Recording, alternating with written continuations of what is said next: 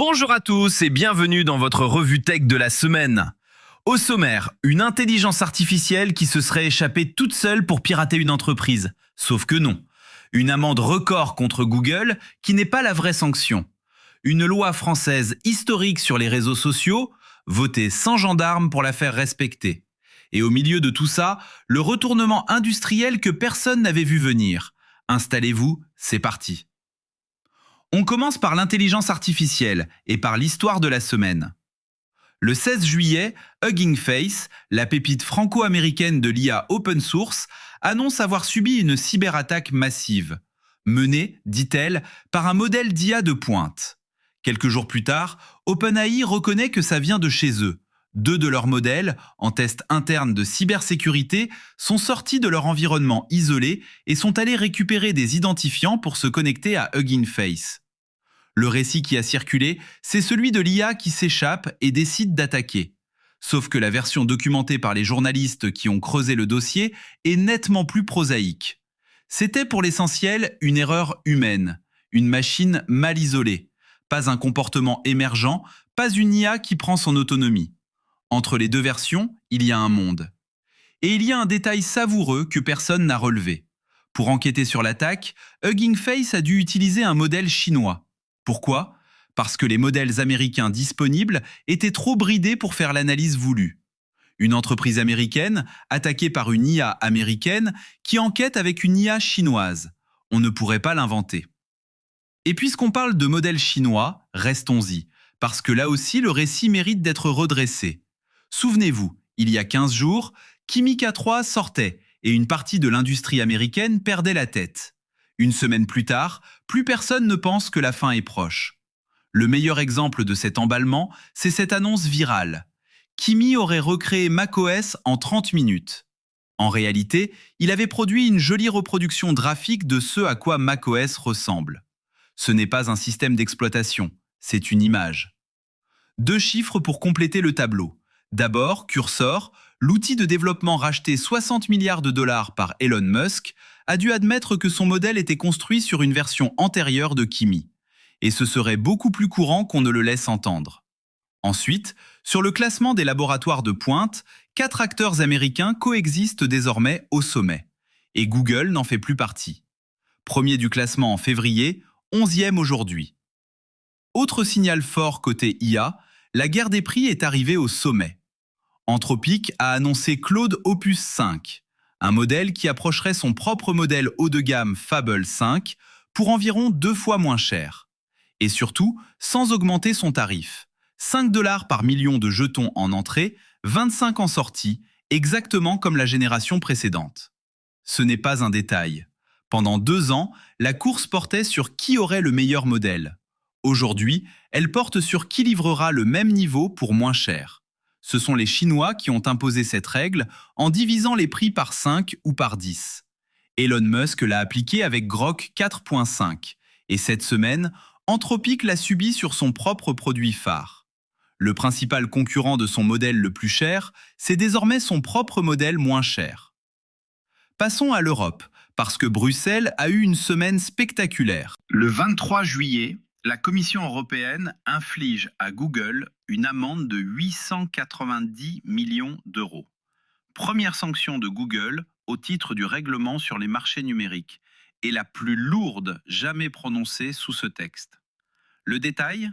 460 millions pour avoir favorisé ses propres services, shopping, hôtel, transport, dans ses résultats de recherche, et 430 millions pour avoir empêché les développeurs d'applications de rediriger leurs clients vers des offres moins chères en dehors du Play Store. Mais attention, l'amende n'est pas la sanction.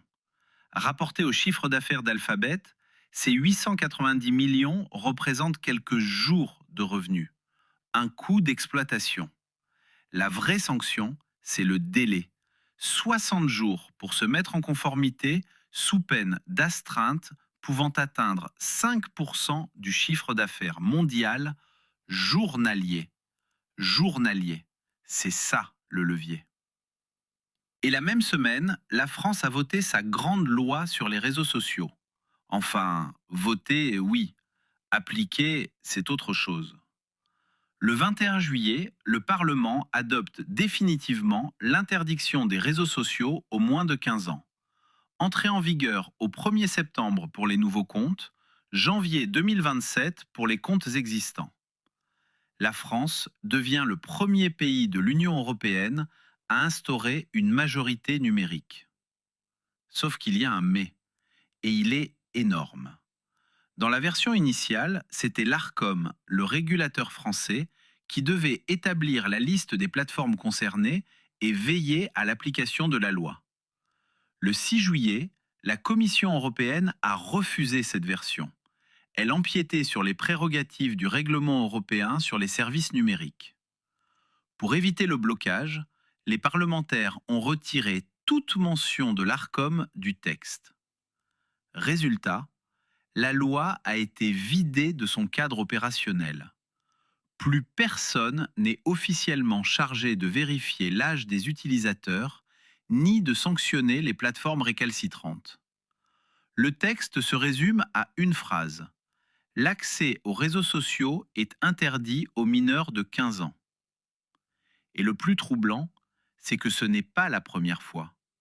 Une loi sur la majorité numérique avait déjà été promulguée en juillet 2023.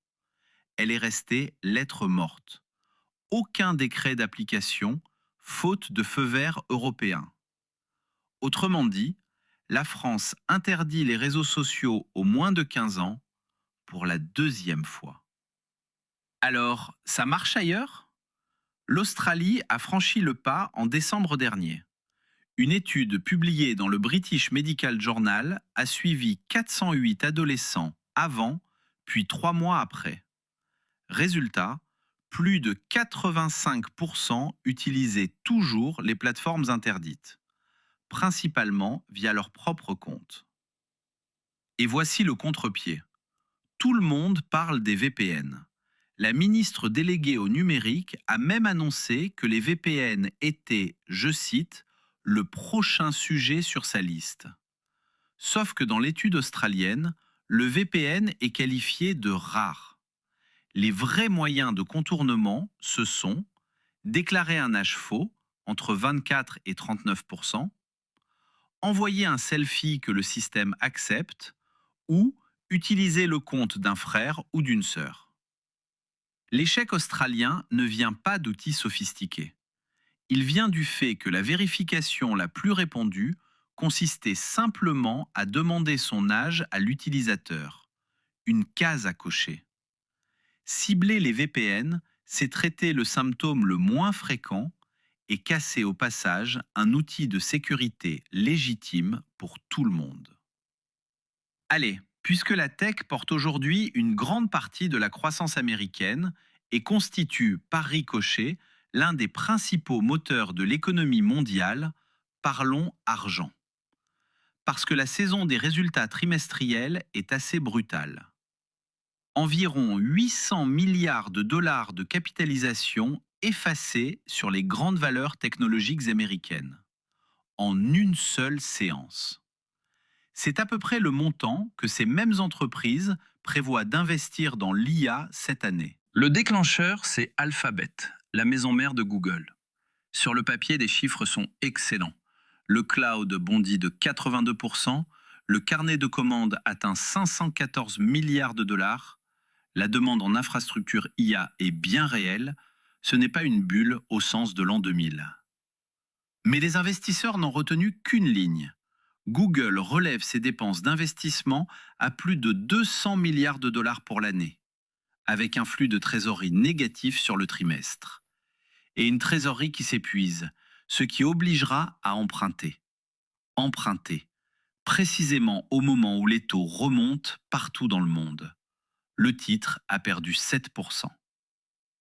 Tesla, même punition en pire, moins 14,5% en une séance. Chiffre d'affaires en hausse de 26%, mais une marge opérationnelle tombée à 1,4% et un flux de trésorerie négatif pour la première fois depuis plus de 2 ans. Battre son record de livraison ne suffit plus. IBM, lui, a émis le deuxième avertissement sur résultat de toute son histoire. Le premier remonté à 2008. moins 25% en une séance. Activité mainframe en chute de 42%. Et l'une des raisons est fascinante. Anthropic vient de sortir un outil pour moderniser le vieux code COBOL. Le COBOL, c'était le fossé défensif d'IBM depuis 40 ans. Des décennies de code bancaire que personne ne savait migrer. En 40 ans, personne n'avait ouvert cette porte. Et puis il y a le contre-exemple, celui que personne n'attendait. Intel. Chiffre d'affaires en hausse de 25%, la plus forte croissance depuis plus de 15 ans. Bénéfices au double des attentes. Et surtout, l'activité de fonderie, celle dont tout le monde annonçait la mort, progresse de 31%. Septième trimestre consécutif au-dessus des attentes. Dans une semaine où les semi-conducteurs souffrent partout, l'éclopée historique du secteur signe son meilleur trimestre depuis 15 ans. Dernier signal financier, et il est concret.